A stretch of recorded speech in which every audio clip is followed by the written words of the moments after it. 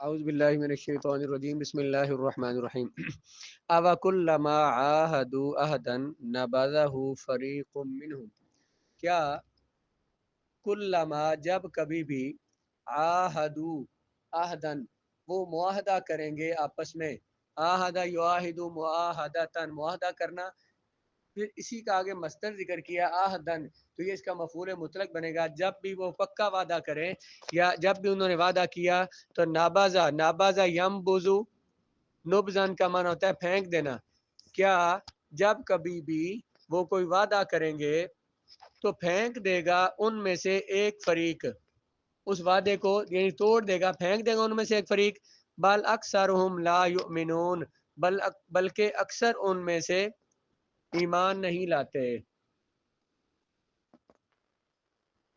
اوَكُلَّمَا کیا وہ جو بریکٹ میں، کیا یوں نہیں ہے کہ جب کبھی انہوں نے وعدہ کیا تو پھر توڑ پھینکا اس وعدے کو، نابازہ ہو ضمیر کا مرجع ہے، عہدن توڑ پھینکا اس عہد کو، کس نے؟ فریق منہم، فریق نابازہ کا فاعل ہے، ایک فریق نے ان میں سے، بلکہ اکثر ان میں سے لا یؤمنون، جی بلکہ ان کی اکثریت سرے سے ایمان ہی نہیں لائی، بعض نے تو یعنی ایمان لا کر وعدہ کر کے انہوں نے توڑ دیا، اور بعض جو ہے وہ بالکل اکثر ایمان ہی نہیں لائے۔ یہاں کلما کا لفظ تکرار کا فائدہ دیتا ہے کہ جب کبھی بھی انہوں نے عہد کیا تو انہوں نے اس کو توڑ دیا۔ اس سے ما قبل لفظ آوا جو ہے اس میں دو احتمال ہے، اس کے دو معنی ہو سکتے ہیں، یا تو یہ حرف عطف ہے، اور وما یکفر بہا الا الفاسقون اس کا معطوف علیہ ہے، وما پچھلی آیت جو ہے وما یکفر بہا نہیں انکار کرتے اس قرآن کا مگر فاسق لوگ، آوا جو ہے یہ حرف عطف ہے، اور کلما آہدو جو ہے یہ معطوف ہے، معطوف علیہ، اور اس کا ما بعد جملہ معطوف ہے، اس صورت میں واو ساکن ہوگی، اگر یہ کہیں کہ یہ عاطفہ ہے تو پھر یہ کیا ہوگی؟ واو ساکن ہوگی، او ہوگا یہ۔ پچھلی آیت کو ترجمہ والا ساتھ ملائیں تو کیا معنی بنتا ہے؟ تحقیق ہم نے نازل کیا آپ کی طرف واضح نشانیوں کو، ان واضح آیات کو، ان کا کفر کوئی نہیں کرتا مگر فاسق، یا وہ لوگ جنہوں نے جب بھی وعدہ کیا تو وعدہ توڑ دیا، وہ اس کی نافرمانی کرتے، وما یکفر بہا اس آیات کا انکار نہیں کرتے مگر وہ لوگ جو کہ فاسق ہے، یا وہ جو وعدہ کرتے ہیں تو وعدے کو توڑ دیتے ہیں۔ اگر یہ آوا حرف عطف ہو تو پھر اس کو کیا ہونا چاہیے؟ واو ساکن ہونی چاہیے، اور اس کو کیا ہونا چاہیے؟ او، یا پھر حمزہ استفہام کے لیے دوسرا معنی، یا حمزہ استفہام کے لیے ہے اور یہ زجر اور توبیخ اور انکار کے لیے لایا گیا ہے، اور اس کے بعد واو عاطفہ ہے جس سے پہلے کافروا فعل محذوف ہے، جو حمزہ استفہام ہے، اور یہ سوال یہاں پہ اس لیے کیا گیا ہے، کیا جب بھی کوئی ان میں سے کوئی جماعت وعدہ کرتی ہے تو ان میں سے ایک جماعت وعدہ توڑ دیتی ہے، یہ جو سوال کیا گیا ہے استفہام کا انداز ہے، یہ ڈانٹنے کے لیے، جیسے میں کہتا ہے بھئی کیا تم روزانہ چھٹیاں کرتے رہو گے؟ تم روزانہ لیٹ آیا کرو گے؟ تمہیں یاد نہیں آتی؟ خیال نہیں کرتے تم؟ یہ جو سوال ہوتا ہے کیا ہوتا ہے؟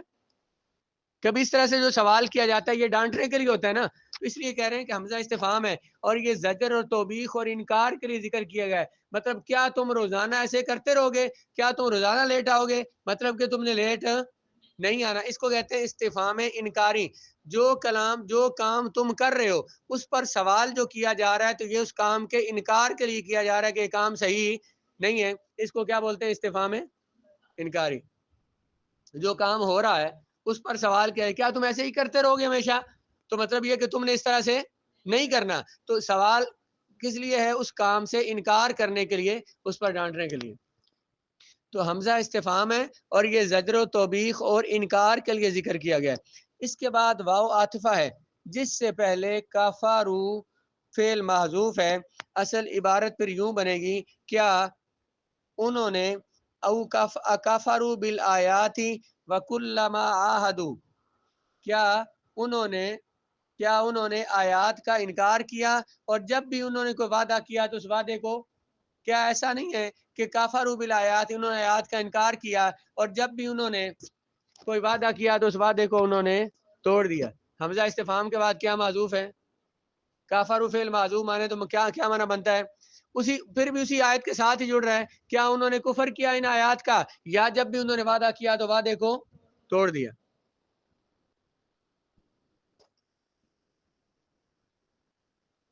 کیا انہوں نے آیات کا کفر کیا؟ کیا ایسا نہیں ہے کہ انہوں نے آیات کا کفر کیا، یا جب انہوں نے وعدہ کیا تو انہوں نے وعدے کو توڑ دیا؟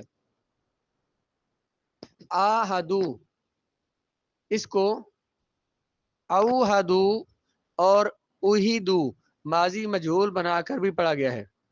یعنی آہدو کو اوہیدو، آہدہ کا ماضی مجہول کیا آئے گا؟ اوہیدہ. اوہیدو 20 کو پڑھا گیا ہے اور ثلاثی مزید فی سے. آہدہ سے ماضی مجہول کیا آئے گا؟ اوہیدہ. تو آہدو سے اوہیدو، اور آہیدہ سے کیا آئے گا؟ اوہیدہ.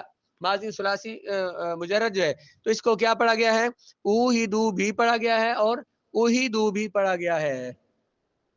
کہ جب بکلما اوہیدو، جب بھی ان سے وعدہ لیا گیا تو اوہیدو عہدن، جب بھی ان سے وعدہ لیا گیا تو ان ایک جماعت نے اس وعدے کو توڑ دیا. نابازہ، نابازہ کا معنی توڑ پھینکنا. یہ نبذن سے مشتق ہے، اس کا مصدر نبذن آتا ہے. یہاں اس سے مراد وہ چیز ہے جس کو غیر اہم سمجھ کر پسے پشت ڈال دیا جائے. پسے پشت ڈالنا، پیٹ کے پیچھے پھینک دینا، اس کے انکار کر دینا، اسے چھوڑ دینا. گویا وہ چیز بھول چکی ہے. پسے پشت ڈالنے کا مطلب کسی چیز کی پرواہ نہ کرنا، گویا کہ وہ چیز بھول چکی ہے. تو معنی یہ ہوگا کہ انہوں نے وعدہ کو غیر اہم سمجھ کر پسے پشت پھینک دیا. نابازہ کا معنی کیا تھا؟ توڑ دینا.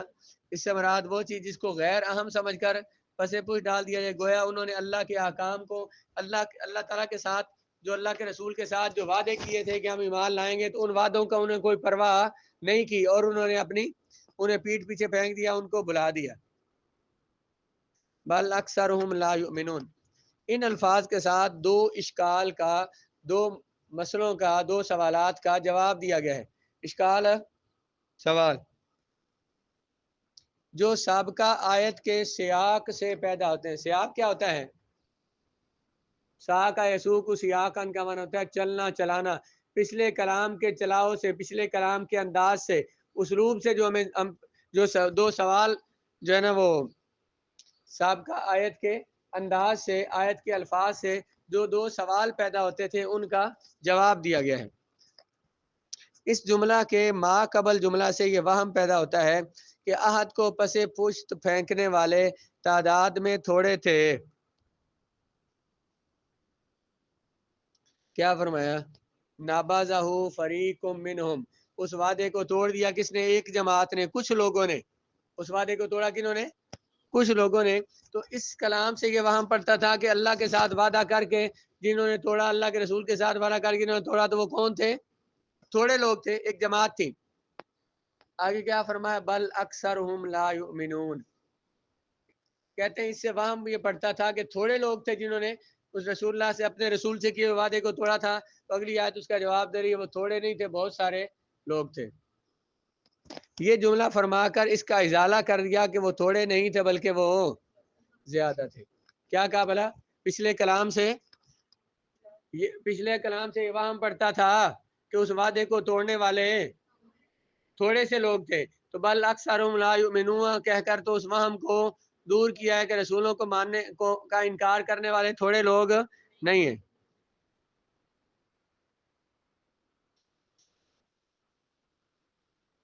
اور ایک یہ وہم پیدا ہوتا ہے کہ جو بظاہر عہد کو توڑ پھینکنے والے ہیں وہ ہو سکتا ہے اندر سے مومن ہو.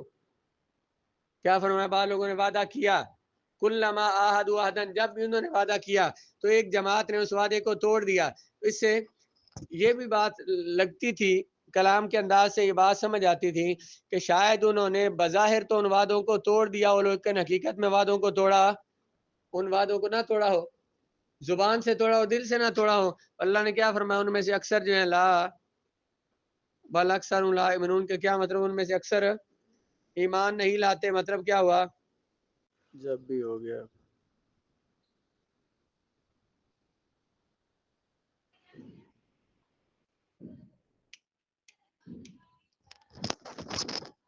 امام بیضاوی یہ بیان کرتے ہیں کہ بل اکثرہم لا یؤمنون سے دو سوالوں کا جواب دیا جا رہا ہے جو پچھلے کلام سے، کلام کے سیاق سے، کلام کے چلاؤ سے ظاہر ہوتے تھے۔